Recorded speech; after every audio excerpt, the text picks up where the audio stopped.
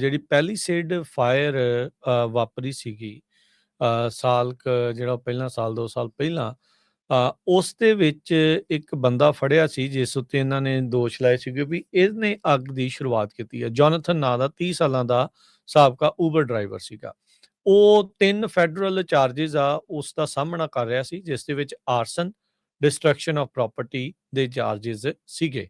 ਉਹਦਾ ਟਰਾਇਲ ਚੱਲ ਰਿਹਾ ਸੀਗਾ ਤੇ ਅੱਜ ਉਸ ਫੈਡਰਲ ਜੱਜ ਨੇ ਇਸ ਟਰਾਇਲ ਨੂੰ ਮਿਸ ਟਰਾਇਲ ਘੋਸ਼ਿਤ ਕਰ ਦਿੱਤਾ ਆ। ਜਿਊਰੀ ਕਹਿੰਦੇ ਵੀ ਟੋਟਲੀ ਡੈਡਲੌਕ ਰਹੀ। 2 ਦਿਨ ਤੱਕ ਉਹ ਆਪਸ ਦੇ ਵਿੱਚ ਗੱਲਬਾਤ ਕਰਦੇ ਰਹੇ, ਪਰ ਕਿਸੇ ਵੀ ਚਾਰਜ ਦੇ ਉੱਤੇ ਉਹਨਾਂ ਦੀ ਸਹਿਮਤੀ ਨਹੀਂ ਬਣ ਪਾਈ।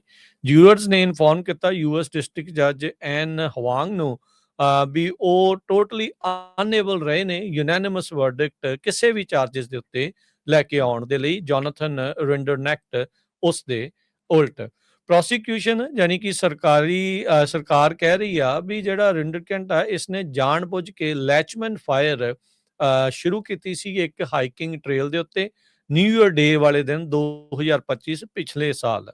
ਤੇ ਕਹਿੰਦੇ ਵੀ ਉਹਦਾ ਗੁੱਸਾ ਸੀਗਾ ਅਮੀਰਾਂ ਦੇ ਉਲਟ ਤੇ ਉਹ ਅੱਗ 6 ਦਿਨ ਸੁਲਗਦੀ ਰਹੀ, ਜਿਸ ਤੋਂ ਬਾਅਦ ਦੇ ਵਿੱਚ ਉਹ ਵੱਡੀ ਪੈਲੀਸੇਡ ਫਾਇਰ ਬਣੀ, ਜਿਸ ਨੇ ਅਨੇਕਾਂ ਹੀ ਲੋਕਾਂ ਦੀਆਂ ਮੌਤਾਂ ਜਿਸ ਦੇ ਵਿੱਚ ਹੋਈਆਂ ਤੇ 6800 ਤੋਂ ਵੱਧ ਘਰ ਤੇ ਬਿਜ਼ਨੈਸਿਸ ਆ ਉਹ ਡਿਸਟਰੋਏ ਹੋ ਗਏ।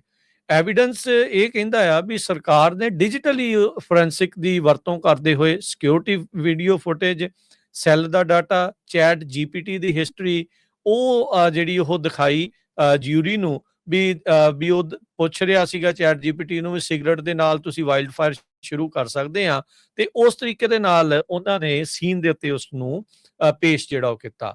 ਜਿਹੜਾ ਡਿਫੈਂਸ ਆ, ਜਿਹੜੇ ਇਹਦੇ ਵਕੀਲ ਸੀਗੇ ਡਿਫੈਂਸ ਅਟਾਰਨੀ ਸਟੀਵ ਹੈਨੀ, ਉਹਨਾਂ ਨੇ ਆਰਗਿਊ ਕੀਤਾ ਵੀ ਕੋਈ ਫਿਜ਼ੀਕਲ ਐਵੀਡੈਂਸ ਤੇ ਹੈ ਹੀ ਨਹੀਂ ਵੀ ਜਿਸ ਤਰੀਕੇ ਦੇ ਨਾਲ ਤੁਸੀਂ ਇਹ ਕਹੋ ਵੀ ਜਿਹੜਾ ਜੋਨਾਥਨ ਆ ਉਹ ਉਸ ਟਾਈਮ ਉੱਥੇ ਮੌਜੂਦ ਸੀਗਾ। ਕਹਿੰਦੇ ਵੀ ਨੋ ਫਿਜ਼ੀਕਲ ਐਵੀਡੈਂਸ ਲਿੰਕ ਨਹੀਂ ਕਰਦਾ ਜਿਹੜਾ ਮੇਰੇ ਕਲਾਇੰਟ ਨੂੰ ਫਾਇਰ ਦੇ ਨਾਲ, ਤੇ ਕਹਿੰਦੇ ਵੀ ਕੋਈ ਐਕਸਲਰੈਂਟ ਨਹੀਂ ਸੀਗਾ ਜਿਹੜੇ ਵੀ ਜਿੱਦਾਂ ਤੇਲ ਪਾਤਾ ਜਾਂ ਕੋਈ ਇਦਾਂ ਦੀ ਚੀਜ਼ ਕੈਮੀਕਲ ਵਰਤਿਆ ਹੋਵੇ।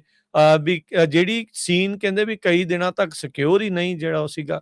ਸੋ ਹੁਣ ਜਿਹੜੇ ਡਿਫੈਂਸ ਆ ਉਹ ਪ੍ਰੈਜ਼ੈਂਟ ਕਰਨਾ ਚਾਹ ਰਹੇ ਆ ਵਿਟਨੈਸ। ਉਹਨਾਂ ਨੇ ਵਿਟਨੈਸ ਵੀ ਸ਼ੋਅ ਕੀਤਾ ਜਿਹਨੇ ਕਿਹਾ ਵੀ ਉਹਨਾਂ ਨੇ ਧਮਾਕਾ ਜਿਹੜਾ ਉਹ ਸੁਣਿਆ ਸੀਗਾ, ਜਿਸ ਤੋਂ ਬਾਅਦ ਦੇ ਵਿੱਚ 4 ਬੰਦੇ ਉੱਥੋਂ ਭੱਜਦੇ ਹੋਏ ਨਜ਼ਰ ਜਿਹੜੇ ਉਹ ਆਏ ਆ ਤੇ ਉੱਥੋਂ ਇਹ ਲੱਗਦਾ ਸੀਗਾ ਵੀ ਸ਼ਾਇਦ ਕਿਸੇ ਨੇ ਫਾਇਰ ਵਰਕ ਦੀ ਵਰਤੋਂ ਜਿਹੜੀ ਉਹ ਕੀਤੀ ਹੋ ਸਕਦੀ ਆ।